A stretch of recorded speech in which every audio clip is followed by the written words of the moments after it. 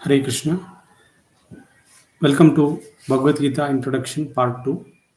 Before getting into the chapters, I thought it will be very appropriate to discuss one particular analogy, story, uh, which will give us a better mindset to understand Bhagavad Gita. I often refer to this story in many of my conversations.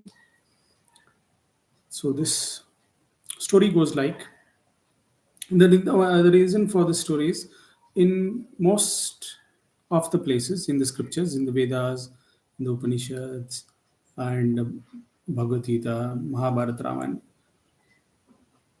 most of the places, who is God, this part is hidden. In some places, it is revealed. In many places, it is said that there is one God. In the Upanishads, it is said Ekoja Bahunam means there is one which maintains many, one and many. Eko Bahuna. Bahuna means many, Eko means one. Ekoja Bahunam. Vididati Kaman means that one is satisfying the desires of all the many. So very clearly mentions that there is one God, and then that God is satisfying the needs of everyone. Right? But who is that God that sometimes is not revealed? Why we will try to understand with the help of this analogy. So once there is a king, and the king has one very good friend. The friend and the king are very close to each other, and whenever the king is not doing his official duties, he always want to spend time with this friend. So we have two characters. One is a king, and another is a friend. So once in a playful mood, when the friend and the king are playing, the friend accidentally mentions that you are a bad person and I want to kill you. So as a friend, it's just a friendly conversation. It didn't mean it seriously, but it cannot be considered like that, right? Because you have threatened the king, and immediately the king's soldiers arrest him, right? Though these were two friendly conversations wherein they were playing, maybe playing some game, and in the game the friend felt offended, and he threatened the king that I will kill you. But he didn't mean it, but he just said it. Sometimes it happens in a conversation with friends, right? So when the friend says this, immediately the guards arrest the friend, and they put him in the prison. And the next day they bring him for the hearing, right? So you understand the set. And next day they bring him to the court to the hearing, and the presiding person in the court is none other than the king. So the friend is very very angry because he just said in a friendly mood, but the king could have forgiven him, but he didn't do that. And he's also put him in the prison overnight. And next day he is bringing them in front of the king for judgment. So he feels even more angry and offended. And in the court, they asked, "Do you accept your mistake?" The friend keeps quiet. For anybody else who would have threatened the king would have immediately been sentenced to death. But since he's being a friend, the king kind of gives him the second punishment. The highest punishment should have been the kill, because you're not just threatening a person, you're threatening the king of a state. And when the king is threatened or king is killed, it puts all the people in the society into danger. So the king, even though he wanted to pardon, he cannot do that because that will set a wrong example. So the punishment should have been to kill the friend, hang him till death, but he doesn't do that. He kind of gives a second punishment, and that is to put him in the dungeon. So now this friend is put in the dungeon. He becomes even more angry because all the while he's thinking that the king, being a friend, could have pardoned him, but he's put me. First of all, he put me in the prison jail. and then he bought me in the court, and he is also insulted me, and now he's put me in the dungeon, the darkest dungeon. So he's even more and more angry and jealous of the king, right? Because he's a king, he's doing all that. But from the king's side, if he does not punish this friend, then that will become a bad example. So he's trying to do what is the best possible thing. So he stays in the dungeon, he stays in the dungeon for a few weeks, for a few years.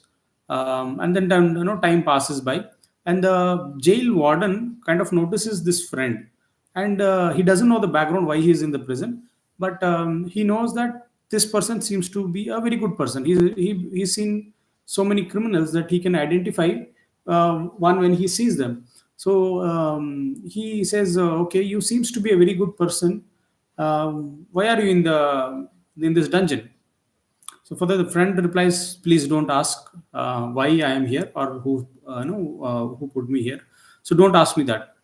Then the warden says, okay, you seems to be a good person. Why don't you write apology, a pardon letter begging for pardon, and I'll give my approval and my recommendation as well. And immediately once it is approved, you will be out of the prison. So hearing this, the friend becomes very very happy, and he says, please tell me, what letter should I write, whom should I write to, what should be the content of the letter. The moment the friend says that, the jailer, the warden, he says, you have to write a letter to the king, and you have to mention this content and apology and pardon and all that format. The moment the friend hears that you have to write a letter to the king, immediately he becomes very very angry, that he becomes very agitated and says, I will die in this dungeon, but I will not write a letter to the king. So he says this, and he becomes very quiet. So after hearing this conversation, the jailer understands that this particular person is actually being offended by the king. He's very angry with the king, and he will never write a letter to the king. But the warden also wants to make sure he gives some kind of a things, so that he gets benefit, because he's in the most lowest form of the dungeon, right? And he feels he's not this friend is not a person who supposed to be in such a lower form of a prison. So after a few days, the warden comes to the friend, and he says, okay, you have problem with the king, right? So don't write a letter to the king. Why don't you write a letter to the light department? Because you are living in a very darkest dungeon, writing a letter to the light department will ensure you have some good light and visibility, and that will be better than your current stage.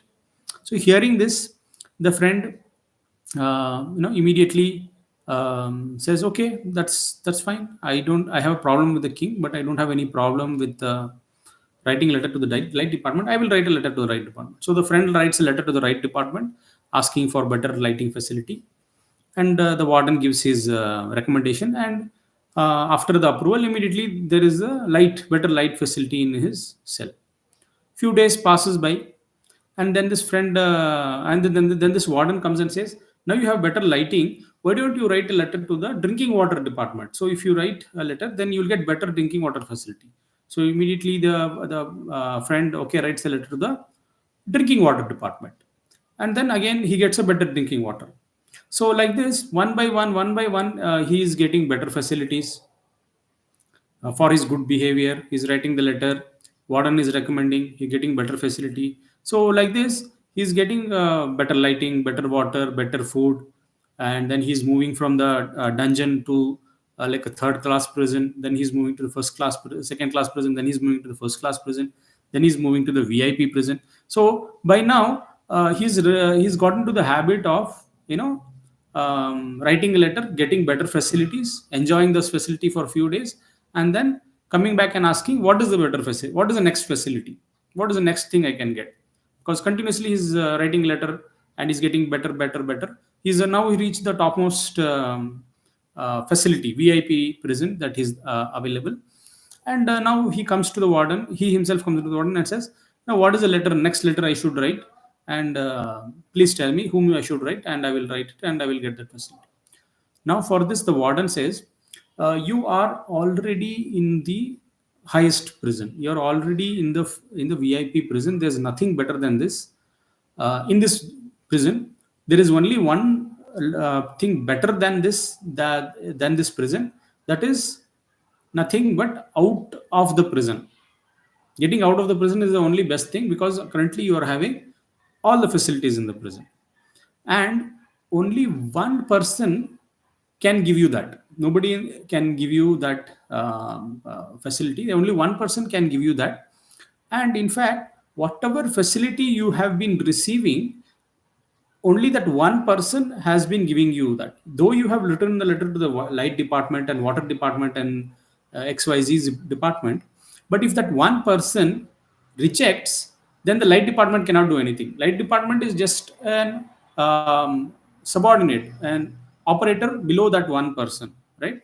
So like this, the warden says that there's only one thing that is outside the prison, and till now whatever you facility you have got, it is because that one person granted. Now this friend becomes very curious to understand who is that one person, because of whom he's getting all these facilities.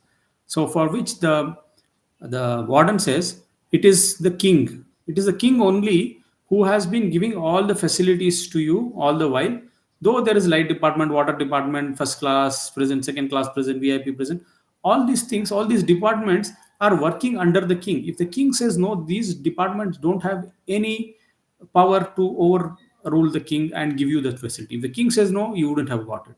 And even if the department is approved, if the king says no, you wouldn't have got it. And even if the department approves, until the king approves, you will not get that. And the only person who can take you out of the prison is nobody else but the king. So now, by going through this process, the friend has come to a conclusion. Earlier, who rejected the king blindly, saying that I will never write an apology letter to the king. I will die in this prison, but I will never apology to the king. Now has come to the conclusion and the mindset that it's the king who's always been providing and taking care of him, and now he's in the mindset to write the letter to the king, and he does so, and then he comes out of the prison. Right. So this is the story, and the analogy we will try to understand. So the king referred here is nothing but God, Vishnu, Krishna, and the different departments or the different prisons are the different life forms that we are being, and the warden is the spiritual master, guru, and the friend is nothing but the jivatma, soul, we, right? So the soul or the jivatma, the living entity, is the friend, and we are in this material world because of our envy of Krishna. Okay, and we are put in this material world, and in this material world, people are of different stages: first class prison, second class prison, VIP prison. Somebody is in the dungeon, right? So somebody is in different forms of life. Somebody is in animal form, somebody is in insect form of life, somebody is in human form of life, different forms of life, right? And all the facility that we receive are given by Krishna only, right? We are envious of Krishna. That's the reason we are in the material world. Material world is the prison, and in the material world, whatever facility we get is nothing but the facility given by Krishna. And moment we hear Krishna in the initial stages, we immediately become rebellious, like the friend. Earlier he rejected, no, no, I will not apology to the king. But later, when he's in the intelligence, when he understands, then he is ready to accept Krishna. So similarly, the scriptures give so many recommendation, right? So why this is called as the Karma Kanda section of the Vedic literature, which says, okay, you want this facility, you're in the material world to enjoy independent of Krishna. You're envious of Krishna. You want to be independent of Krishna. So because you want to be independent of Krishna, in the Vedic scriptures can be split into like Karma Kanda section, Upasana Kanda, and Gnana Kanda. So Karma Kanda, you are given all these different options. So you want to be rich, then you do this kind of a process. You want to have a beautiful husband or a wife, then you do this kind of a puja, right? You do this kind of a yagna. So because you want to enjoy independence, so all these facilities are given to you, and life after life you try and you get that, you work hard for that, right? You do so much tapasya for that, and then you get that, you enjoy that, either in the lower planetary system, or you go to the higher planetary system, and there you enjoy. But once that karma or that sukriti is over, again then you come to the lower planetary system, right? So you earn sukriti, you enjoy, you come back, you earn sukriti, you enjoy, then again you earn. So this cycle keeps on going, like the way the friend was moving from one level of prison to other, one level of prison to other, and finally, when we realize that this is too much effort we are putting, and we are getting some benefit, but that is not completely satisfying us. It is like a person in the desert, given a drop of water. That's kind of the happiness we get in the material world. When a person realizes that this is very, very less, very flickering, and very little happiness, then he comes to the knowledge, and then he actually approaches the warden in the right sense, and then he says, "Please let me know what I should do now so that I can get out of the prison or get out of the material world." Then the guru instructs the disciple in a way, right? So when the scriptures say there are so many devatas, that they're referring to the different departments of the prison, and the devatas cannot give us. If Krishna rejects, then the devata cannot give us anything. On this other way, if Krishna approves, then devatas cannot stop. There are the different departments, kind of working in the prison. They are doing their job, right? And our goal should not be to enjoy in the prison. Our goal should be to get out of the prison.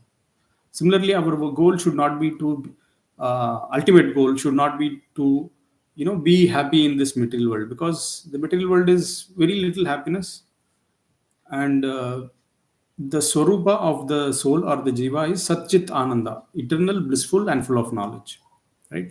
So to come out of this material world, we have to accept Krishna. And that's what is confirmed in all the scriptures. Somewhere it is directly mentioned, somewhere it is indirectly mentioned, right? Why it is indirectly mentioned? Because the moment we hear the word Vishnu, Krishna, we immediately become rebellious.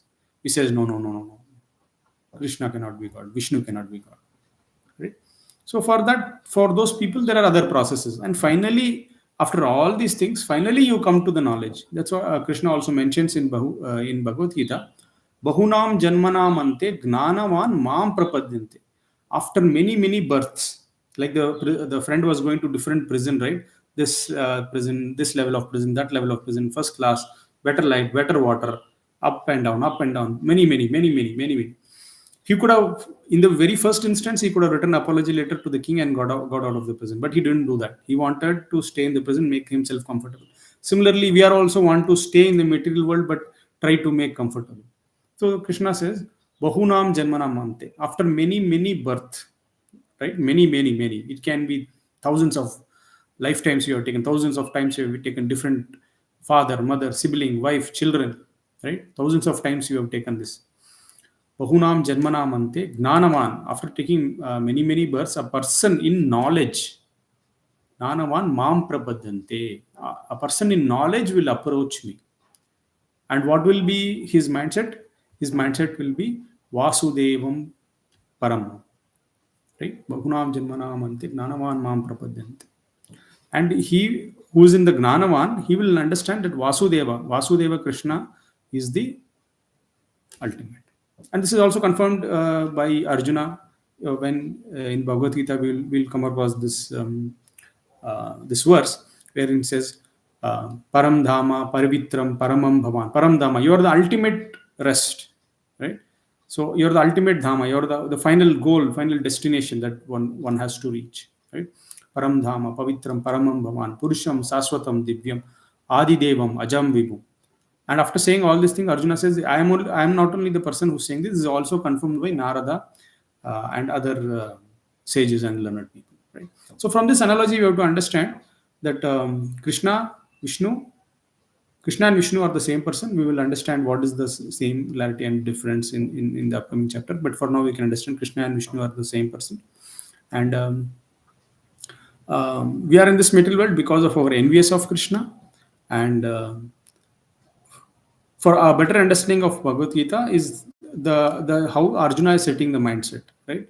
So accepting Krishna as the supreme, then when we start reading Bhagavad Gita, then our understanding will be correct. Otherwise, we will not get the actual benefit of the Bhagavad Gita. We have to be in that Arjuna mindset to get the best benefit of Bhagavad Gita. We'll stop here. Thank you. Hare Krishna.